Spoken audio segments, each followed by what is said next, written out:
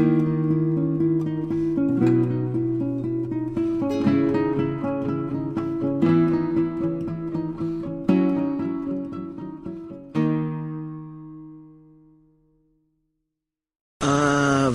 Hello everyone, welcome to Rob's Rogues, and today we're taking a look at Mattel's DC Comics Multiverse, more importantly, the Justice League Aquaman figure. Excuse me, got the little bit of hiccups with the Collect and Connect Steppenwolf. If you've watched the Toy Hunt video, you know that this one, and of course, Superman, spoilers, I picked up those two in my most recent toy hunt. Actually, my first toy hunt video I think I've ever done on the channel. Anyway, went back to the scene of the crime where I bought the first four the previous week, and to go back to Toys R Us again and find the last two, I was pretty impressed that I was able to get all of them from the same location, and with a week apart between the two, so that was pretty cool. Everything else is exactly the same. There's the side card art with Jason Momoa. The same description reads on all of them. Collect the whole series with Superman, Batman, Flash, Aquaman, Cyborg, and Wonder Woman. And now I have them all, and now I can collect, or now I've collected, I can connect and put together the pieces of Steppenwolf. So we won't waste any more time here. Let's get Aquaman out of package, and we will get a closer look at Aquaman and his BVS counterpart, and we will try and connect the next piece of Steppenwolf. We'll be right back. Don't go anywhere. Yeah, there is Aquaman out of package.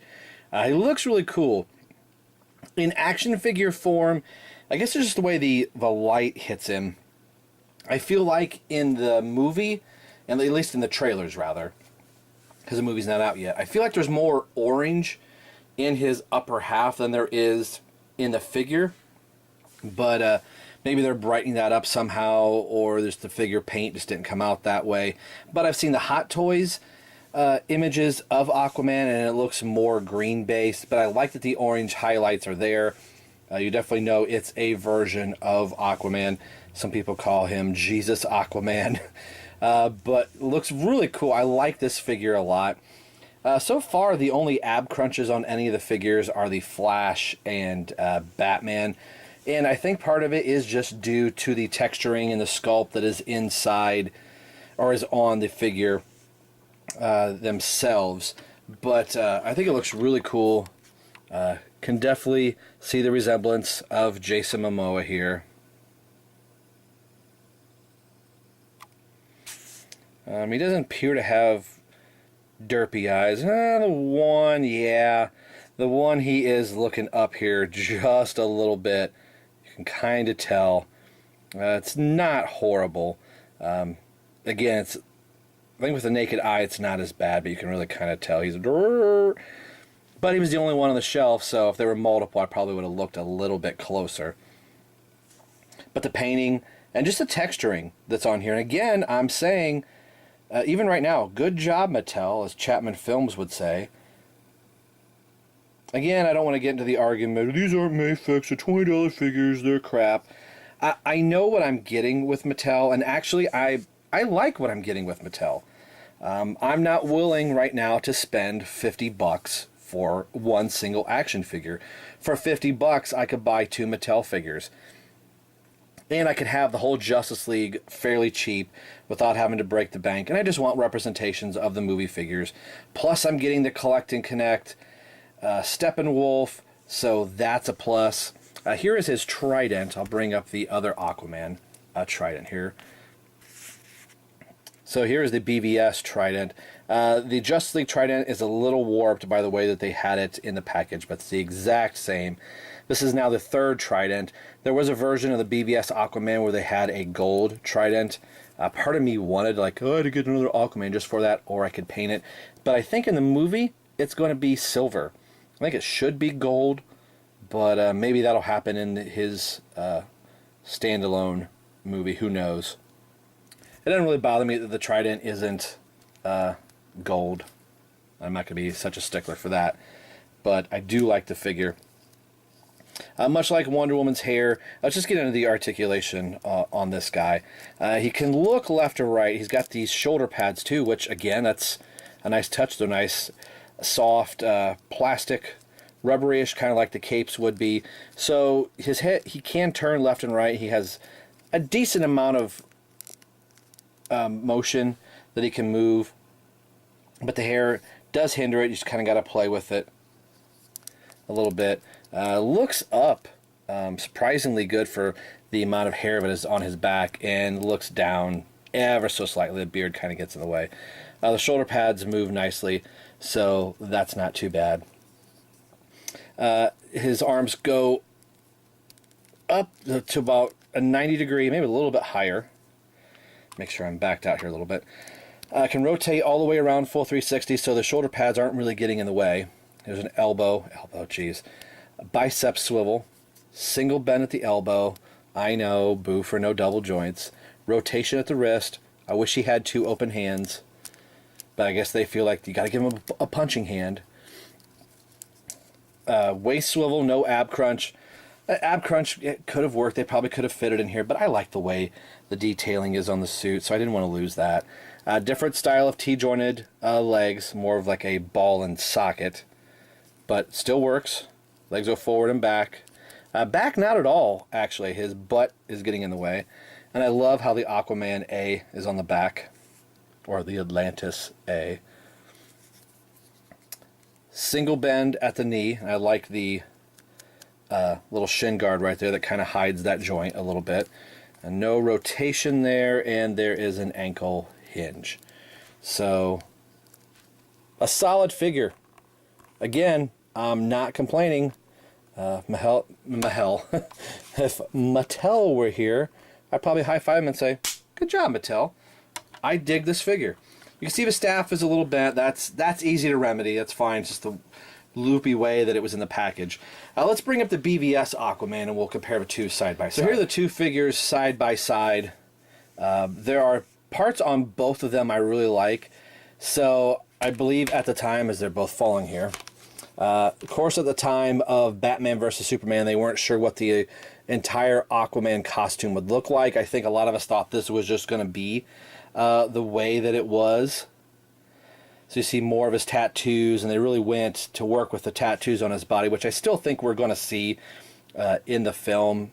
And it's only when he's putting on the Atlantean armor that obviously we won't, but they kind of made that a part of his character.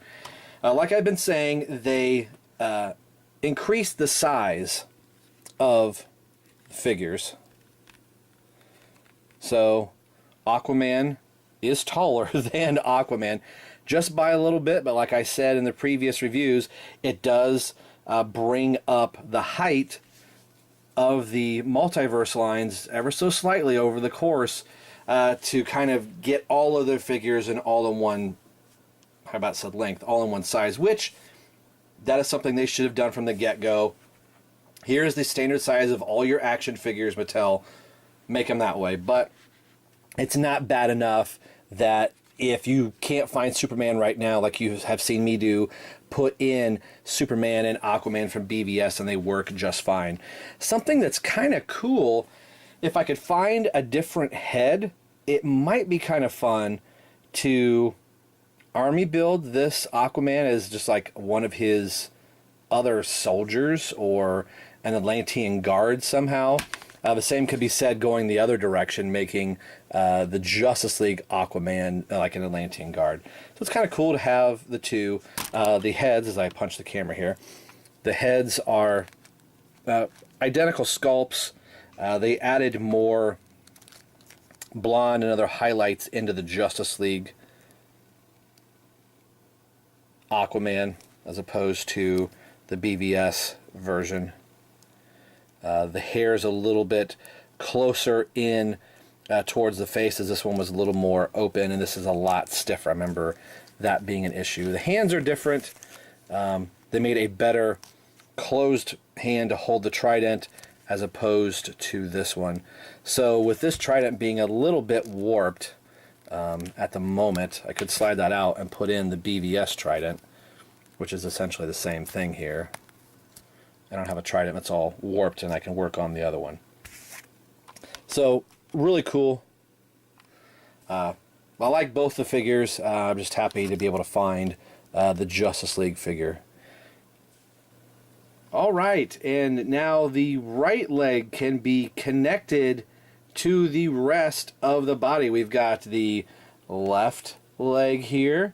So let's bring in the torso, and yeah, no, we still need Superman's piece to be able to put this guy together. I can't even get him all in the frame here on the review stand. I'll have to back up.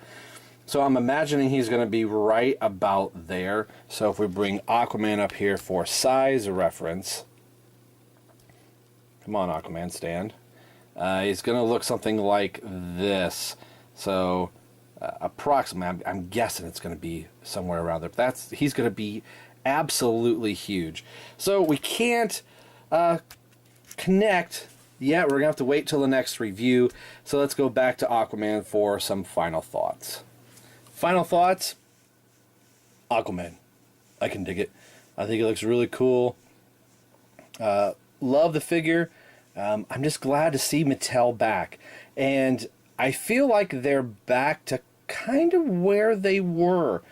I'm not saying that these are still some of their best stuff from the DC-UC days, because there were some really, really great figures there.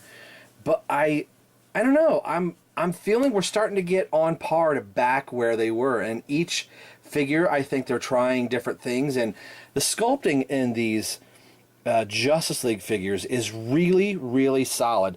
Probably some of their best sculpting in this Justice League line, even over some of the DC-UC figures where there wasn't a lot of texture in some of them, just more, they had really good paint apps. I think the texturing and the paint apps work really well.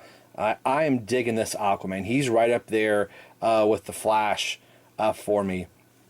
And Batman as well, of being some of the standout figures of this wave.